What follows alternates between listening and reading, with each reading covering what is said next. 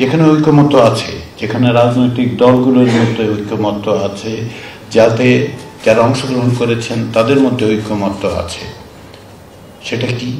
প্রথম বিষয় যেটা, সেটা হচ্ছে বাংলাদেশে যেন আর স্বৈরতন্ত্র ফেরত না আসে, এ বিষয়ে ঐকমত্যের কোনো পার্থক্য নেই। দ্বিতীয় যে বিষয়, সেটা হচ্ছে সকলেই চান যে বাংলাদেশে একটা জবাবদিহিমূলক গণতান্ত্রিক ব্যবস্থা যেন প্রতিষ্ঠিত হয়। এগুলোকে আপনি ন্যূনতম বলে বিবেচনা করুন, এগুলিকে আপনি একেবারে মৌলিক বলে বিবেচনা করুন, তাহলেও আপনি দেখবেন যে এই দুই জায়গায় রাজনৈতিক দলগুলো, সিভিল সোসাইটি, বিভিন্ন রকম পেশাজীবী সংগঠন এবং যারা আন্দোলনে প্রাণ দিয়েছেন তাদের পরিবারের কাছে জিজ্ঞাসা করুন, যারা আহত আছেন তাদের কাছে জিজ্ঞাসা করুন, অন্তত পক্ষে এই দুটো জায়গায় তাদের ঐকমত্য আছে। ফলে আমাদেরকে এই দুটো জায়গার থেকেই যদি আমরা শুরু করি, তাহলে বুঝতে পারবো যে আমাদের পথরেখাটা কিরকম হওয়া উচিত, কি কি বিষয় করতে হবে। বাংলাদেশে যে একটি স্বৈরতান্ত্রিক ব্যবস্থা প্রতিষ্ঠিত হয়েছিল এবং বিশেষ করে গত 16 বছর যাবৎ যে একটি ব্যক্তিতান্ত্রিক স্বৈরতন্ত্র প্রতিষ্ঠিত হয়েছিল, সেটা কিন্তু এই প্রথমবারের মতো বাংলাদেশে ঘটেছিল তা নয়।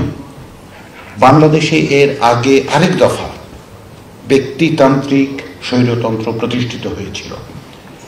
এক নেতা এক দেশ, এই স্লোগান বাংলাদেশে 2009 সালের পরে প্রথম উচ্চারিত হয়েছে তা নয়। বাংলাদেশে 1973 সালের পরে 1975 সালে একদলীয় ব্যবস্থা প্রতিষ্ঠা পর্যন্ত এবং পরবর্তী সময়ে আমরা ব্যক্তি, দল, দেশ আর রাষ্ট্রকে একাকার করে দিয়ে এক ব্যক্তির শাসনের যে রূপ আমরা দেখতে পেয়েছিলাম, সেটাই আবার ফিরে আসে 2014 সালের মধ্যে, বিশেষত 2011 সালের পরে শেখ হাসিনার শাসনের মধ্য দিয়ে। তার মানে হচ্ছে এই যে আমরা যদি স্বৈরতান্ত্রিক ব্যবস্থাটার দিকে লক্ষ্য করি এবং সেটা মোকাবিলা করতে চাই, তাহলে আমাদের বুঝতে হবে যে স্বৈরতান্ত্রিক ব্যবস্থাটা কিভাবে তৈরি হয়েছিল এবং সেটা কিভাবে টিকেছিল। যতক্ষণ না পর্যন্ত আমরা সেটা উপলব্ধি করতে পারবো, ততক্ষণ পর্যন্ত আসলে এই ব্যবস্থাটা পরিবর্তনের পথরেখা আমরা তৈরি করতে পারবো না। এর মধ্যে প্রধান যে জিনিসটা, সেটা হচ্ছে যে আমাদের এখানটায় যে স্বৈরতান্ত্রিক ব্যবস্থা, যে কোনো দেশের স্বৈরতান্ত্রিক ব্যবস্থা তৈরি হয় সাধারণত তিনভাবে। একটা হচ্ছে সেনা শাসনের মধ্যে দিয়ে, অকস্মাৎ একদিন ভোরবেলা সেনাবাহিনী ট্যাঙ্ক নিয়ে হাজির হন এবং ক্ষমতায় যারা আছেন তাদের সরিয়ে দেয়।